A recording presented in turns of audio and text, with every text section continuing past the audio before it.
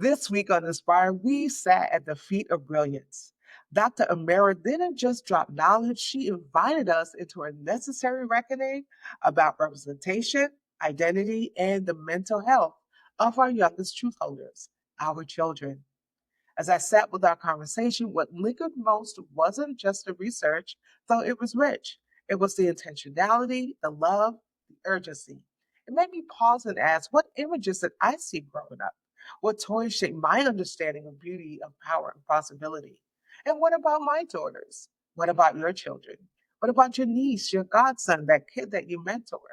Dr. Amara reminded us that identity isn't something children just stumble upon at age 16. It begins in the toy aisle, at bedtime stories, on classroom posters. It starts in the everyday.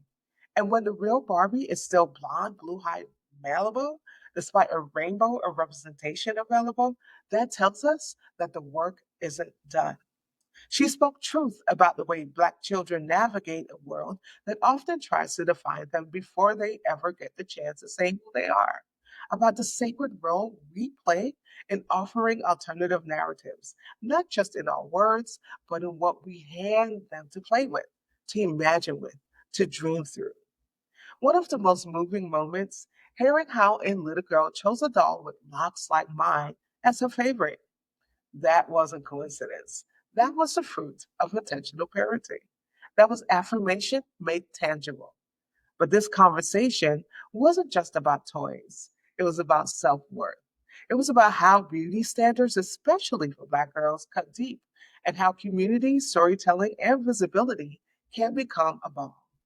Dr. Mara's dream for educational children's programming, rooted in representation, made me think maybe it's time for us to dream louder, create bolder, demand more. Whether we're parents, aunties, mentors, educators, or ministers, we all play a role in the foundation they're building their self worth upon. So here's what I'm still sitting with. What does it mean to truly center Black children, not just include them? How can we affirm diverse body types, hair textures, and skin tones beyond hashtags and trending topics? What would shift if we made sure every Black child knew that they are the standard and not the exception?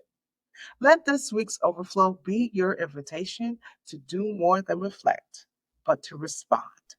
Share this episode. Buy that Black doll. Speak life over the children in your life. Talk back to the systems that still tell them they're too much or not enough.